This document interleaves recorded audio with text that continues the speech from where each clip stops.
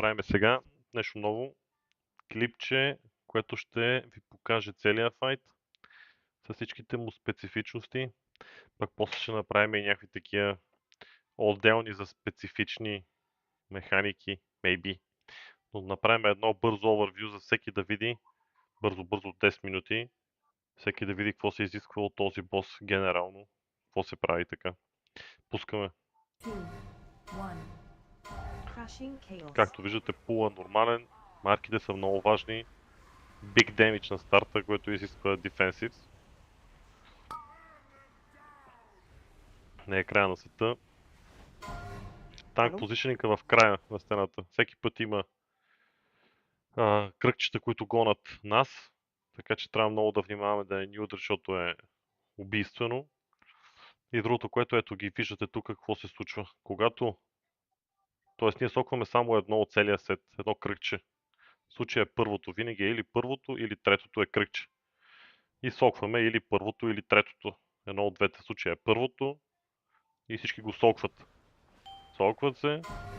Второто кръгче танка го прави самичък обаче. Нали, таунтва другия танк и го прави самичък. Както виждате, няма никой. Така че танка си го прави самичък и след това са двата фронтала към средата. Танковете да се оправят там, да влезат в групата. Така. След това са банишментите, които се падат Big Dot. Big Dot означава също Big Defensives. Защото иначе ще умрете. И след това идват вилиците. Какво правим с вилиците? Оставяме ги в кръга, както виждате, боса тръгва да бяга. Спредваме се, вилици, оставяме ги в страни тук, не тичаме отпред, защото се движиме повече с слонековата стрелка. Оставяме вилиците, един сет, втори сет от вилици и продължаваме. Ето тук всичко е мръсно. Отиваме отпред на следващата марка и правиме абсолютно същото нещо като до сега. Ето го. Отново първото е по този начин и вече се знае кое е фронтал и така нататък. Избягва отстрани, за да не ни бият хаутата, защото те минават през центъра почти винаги. Цялата група соква, всички го сокват, защото иначе ще ви контролне. Танк фронтал и танк сам соква кръгчето. И след това, разбира се, ни следват вилици. Ето ги.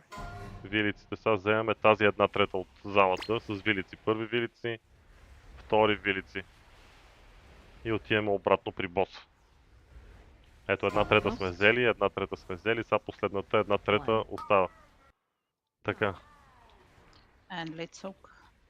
И тук е третия сет. Третия сет е различен, т.е. третия сет е фронтал.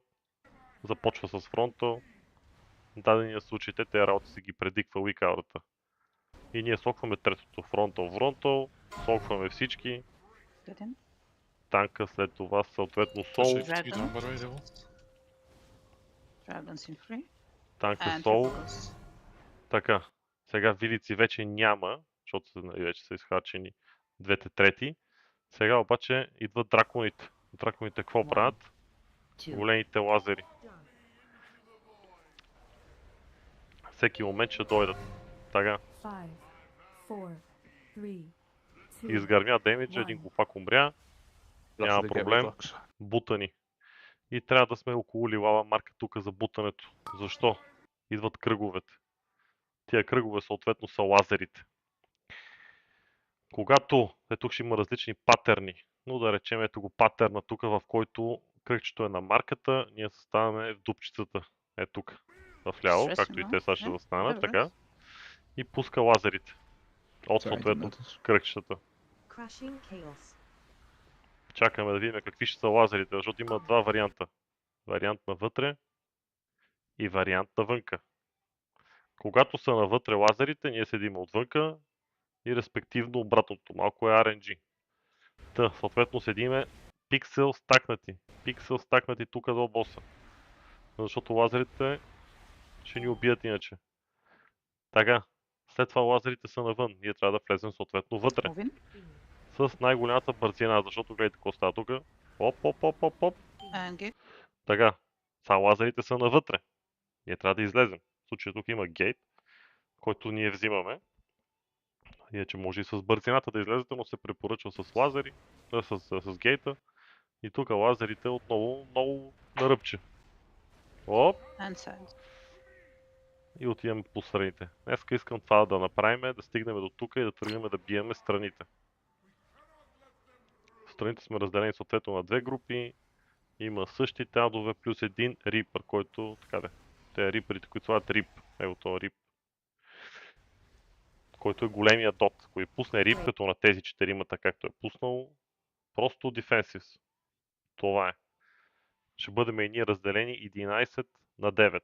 9, където е единия хилър. И тук, където са двата хилъра, ще са 11. Така. Лазерите. Това е като на кивеза, по същия начин. С лазера от другата страна на боса. Така че да мине стрелката през боса. Абсолютно същата механика. Значително по-лесно, обаче 4 стрелки. Просто минавате през него, никакви ъгли, никакви глупости. И заставате съответно зад другото човече.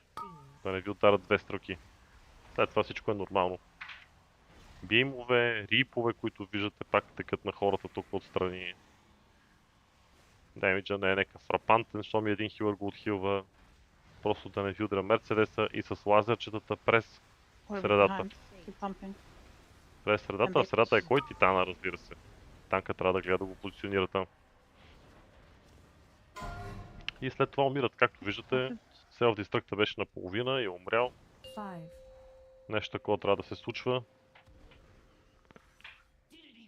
И се връщаме.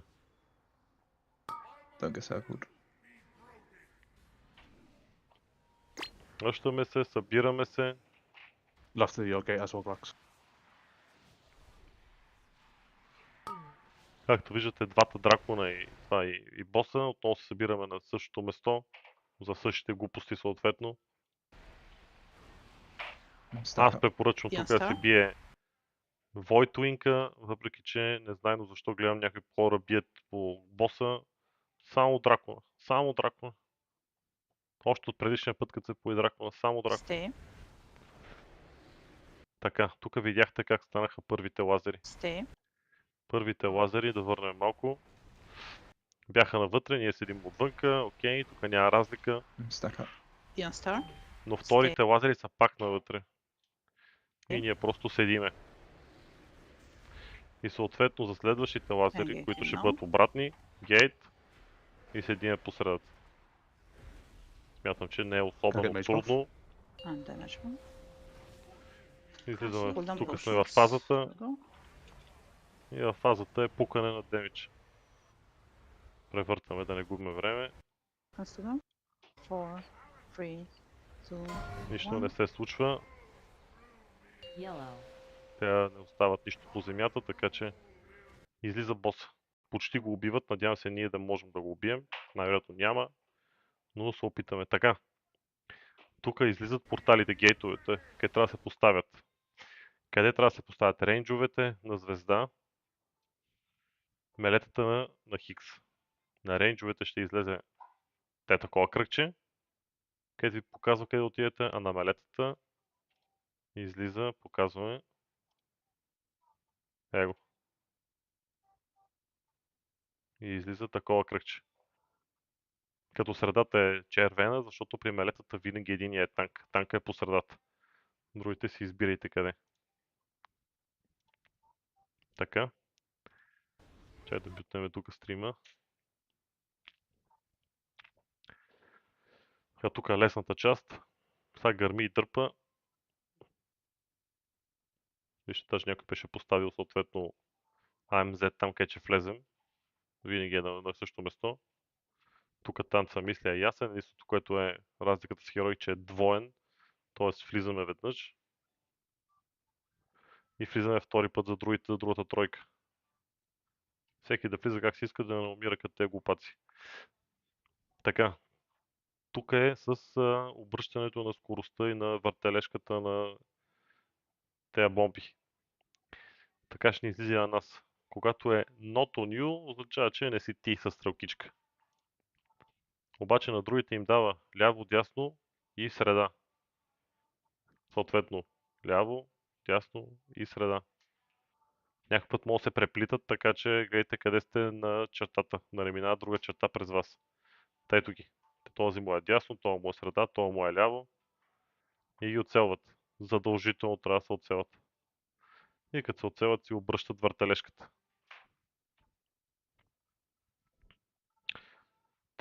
Това е цялата фаза.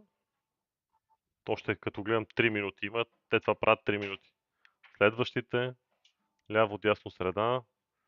Отново показва, след малко излизат новите бомби. Пуска ги на това момче бомбата, знае къде е звездата. Отива си на звезда, уния отиват другите рейнджове до тях. Мелетата отиват на Хикса.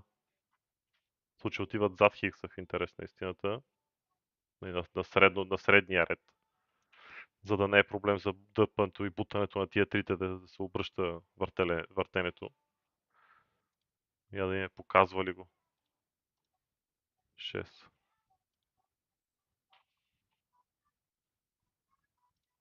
6 и колко?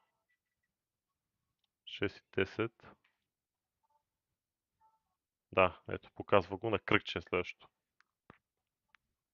Как трябва да бъдат поставени мелетата. Тоест при мелетата е ключовото как ще бъде поставено това. И така.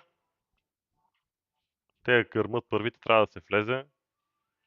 Отново същата работа. Влиза се в едните, влиза се в другите. Стрелкичките. Отново not on you. Това означава, че е дясно. По принцип тук ще има още едно такова. Вместо да е not on you, ще има така картинка и дясно. Това означава, че вие сте дясно. В случая момчето не е нищо. Все още. Пати късметлията. Така, превъртаме лекичко. Ето го, този път е на него. Оп! Вижда се. Надясно. Тоест той трябва да удари това. С червената стрелкичка. Го гони, така че да го удари. Демиджа по боса е сет тая. Така. Третия сет. Скул. Третия сет е скул. Съответно той трябва да отиде на скул с, ако е рейндж, на скул с марките. За мелетата. То нека е там. Ще го видим къде.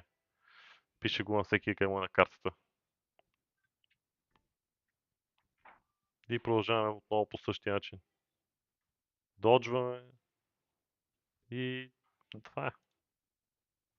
Kinda easy. И отново. Кой на къде да бие. Удрят. Въртат ги. Виждате колко хора има умрели и боса си просто пада. Нищо специално не се случва на него. Него 1%, 0%. Те това е. Not very hard. Айде.